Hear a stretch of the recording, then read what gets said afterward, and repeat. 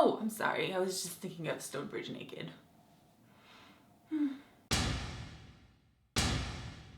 Hi everyone, I'm Sandrine and welcome to a new review for Strike Back, episode 8 from season 3. Let's talk about Scott and Pirogova. They escaped. What? It was actually a really cool escape when they just kind of beat the shit out of everybody, and I love how that guy's outside filling up the tank and not aware of what's happening in the car until it's too late and that car exploding. It's a brilliant Strike Back, like mini escape thing. So, however, I will say that I didn't love the whole banter that they had in the car. I just felt like it was very forced for me. I was just like, I don't know. Usually it works really well with Michael and him, but it just didn't work with her. But they did get it on by the end of the episode, which is what you guys were talking about in the comments for my previous review, and I totally agreed. I was like, yeah, this is totally happening. Like, as I see Scott in that hotel room, I'm like, 1, 2, 3, yes, knock on the door, totally happening.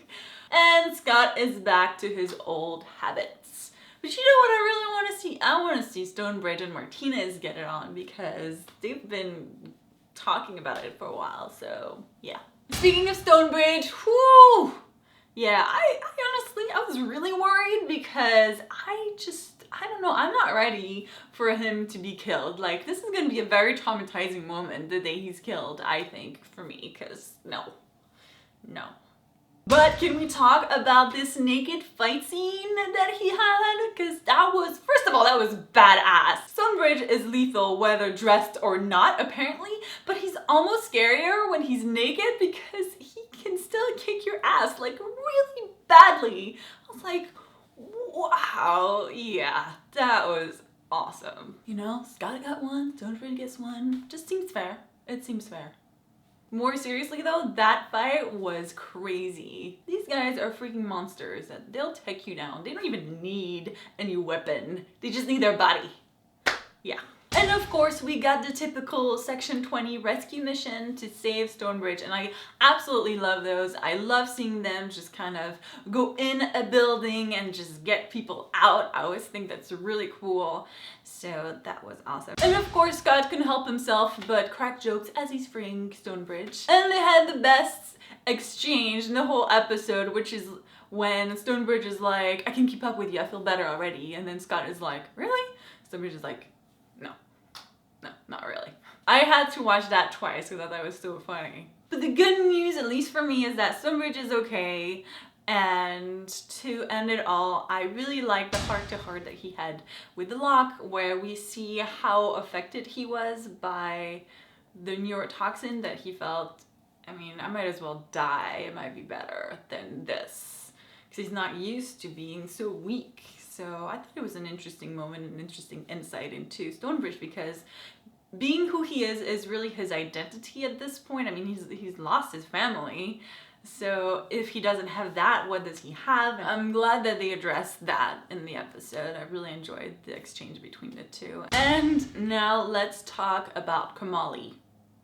What the F? What the F? Okay, I don't even know what to think, because as I'm watching the episode, I'm thinking about what some of you mentioned in the review for last week, where it's like, well, maybe he's Al-Zuhari, and I'm like, oh my god, he could totally be Al-Zuhari now that I'm thinking about it. But then I'm watching the episode and I'm thinking, when he hangs up with Locke, he seems very distraught about what he did and very worried. So I'm like, well, I don't know, maybe he really is just worried about himself and protecting his daughter. So yeah, and then that final scene happened, and I'm like, there's a part of me that's like, oh my god, did they just kill Kamali? Because that's just like, that sucks. And then there's a part of me that's like, or did they kill Kamali? Is it like a whole act, a whole thing? I mean, it would be hard, I guess, too, because they did point the gun in his head, but maybe there's just a part of me that doesn't want him to die, so I'm like, well, I'd rather him be Al-Zuhari than dead. I don't know. I'm very conflicted right now, and I don't think I have processed this whole final scene because I really didn't think he was gonna die. So, I don't know. What do you think? Do you guys think he's dead? I really liked him. I kept saying that. I was like, you know, whatever he is, I really like the character, and this sucks really bad.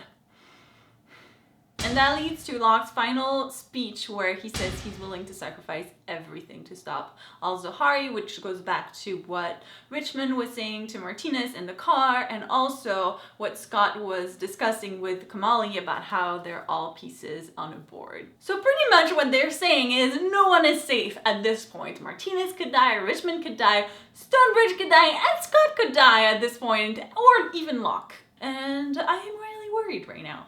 Just because I know Strike Back, and they kill characters, like they do. I love this episode. It was so much to it. I mean, there was the rescue, the naked fighting, Kamali, just everything. So that's all I had to say about the episode, but of course I want to hear what you thought of the episode, and more specifically, what you think of Kamali's death. I'd really like to know your theories on that, if you think he's really dead or not. And anything else that you want to mention from the episode, let me know in the comments. If you enjoyed this video, make sure to give it a like, and don't forget to subscribe to our channel, Happy Cool, so you don't miss any of my Strike Back reviews. Thank you guys so much for watching, and I'll see you next week. Bye! If he is dead though, it's horrible for his daughter.